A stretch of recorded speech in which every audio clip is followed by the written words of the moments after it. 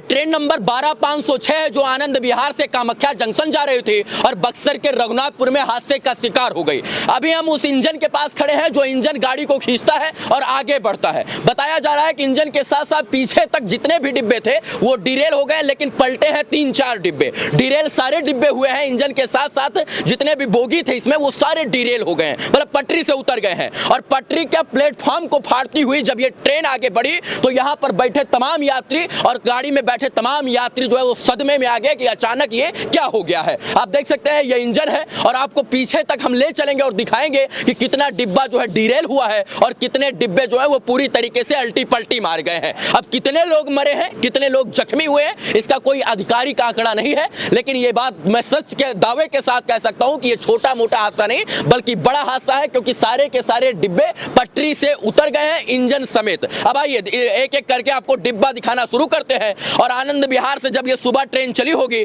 तो बैठे इसमें तमाम यात्री इस बात का अनुमान नहीं लगाए होंगे कि भैया ये आगे चलकर जो है ये बक्सर में हादसे का शिकार हो जाएगी। देख सकते हैं किस तरीके से पटरी से ये ट्रेन पूरी तरीके से उतर चुकी है। हमको लगता है कि इसी प्लेटफॉर्म पर यानी इसी पटरी पर जो है ये रन कर रही थी, अपने स्पीड से जो है आगे बढ़ रही थी। इसी बीच में हादसा होता है और हादसा इतना भयावह होता है कि यहाँ से लेकर पीछे तक जितने भी डिब्बे थे वो डिरेल हुए, साथ में एसी के कुछ बोगी जो हैं वो पलट गई हैं, मतलब ट्रेन से बोगी पलटी मार गई है। और जब पलटी मारी होगी तो उस समय का मंजर क्या होगा उसका अनुमान शायद से आप लगा सकते हैं। इधर आइए, ये थाली कटोरा है जो लोग लेकर यात्रा कर रहे थे। अमूमन क्या देखा जाता है, इस तरीके का थाली कटोरा कौन लेकर यात्रा करता है, जो जर्नल बोगी में यात्रा करता है। और आगे इंजन के पीछे जस्ट पीछे और लगेज के पीछे जो है द्वितीय श्रेणी का यानी सेकंड क्लास का जर्नल बोगी है। और ये कितना बड़ा हादसे का शिकार हुई है इसको आप अनुमान लगा सकते हैं। ये नॉर्मल है, इससे आगे भी जो है घटनाएं बहुत तगड़ी हुई हैं,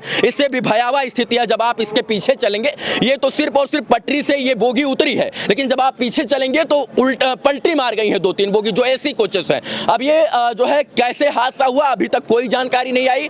9:35 पर नॉर्थ ईस्ट एक्सप्रेस जो है रघुनाथपुर जंक्शन रघुनाथपुर स्टेशन के पास पहुंचती है, इसी बीच हादसे का शिकार हो जाती है। 12505 12506 गाड़ी नंबर है। S4 की स्थिति आप देखिए और इसमें बैठे तमाम लोग जो है एकदम से उस वक्त घबरा गए कि भैया क्या हो गया। अचानक से 120-110 किलोमीटर प्रति घंटा की रफ्तार से दौड़ने वाली ये गाड़ी जो है अचानक ये प्लेटफॉर्म पर चढ़ क्यों गई।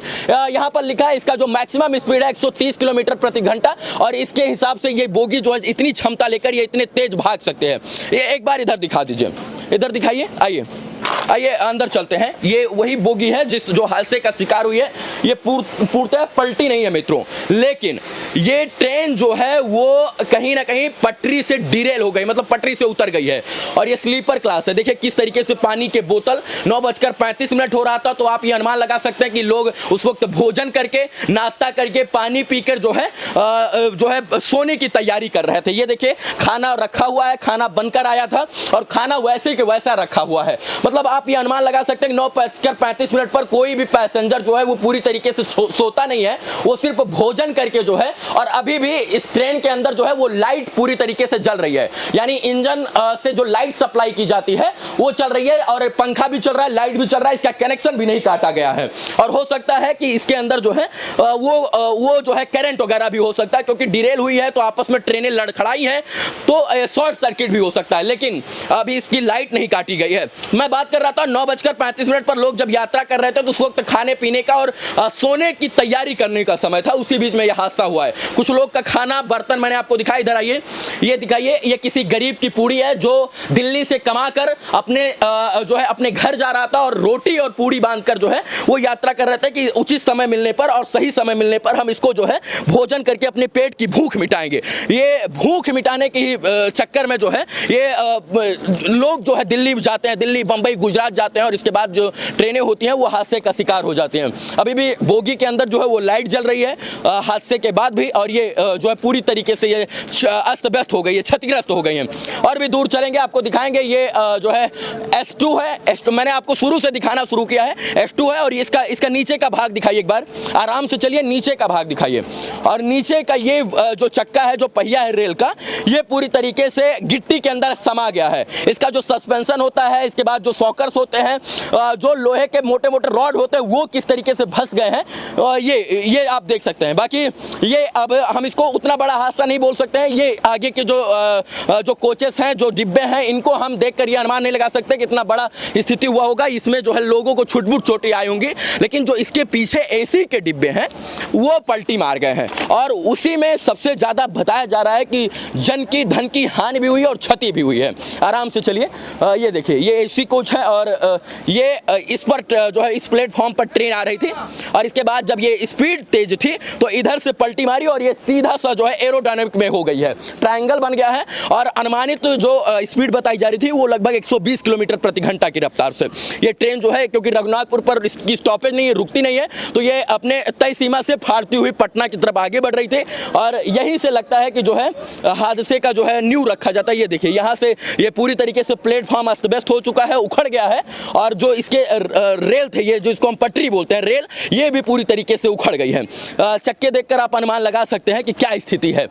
बाकी ये आगे देखिए, ये दिखाइए, ये वाला ये डिब्बा दिखाई, नीचे से दिखाइए।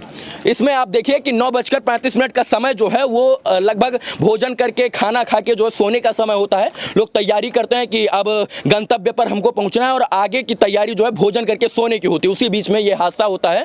मतलब कुछ लोग बैठे थे, कुछ लोग भोजन कर रहे थे, और कुछ लोग जो है सोने की तैयारी कर रहे थे। इसी बीच में ये हादसा होता है। और उस वक्त क्या मंजर रहा होगा उसको आप अनुमान लगा सकते हैं, क्योंकि मैंने शुरू से दिखाना शुरू किया है और अंत तक मैं दिखाने का प्रयास कर रहा हूँ। इधर दिखाइए एक बार।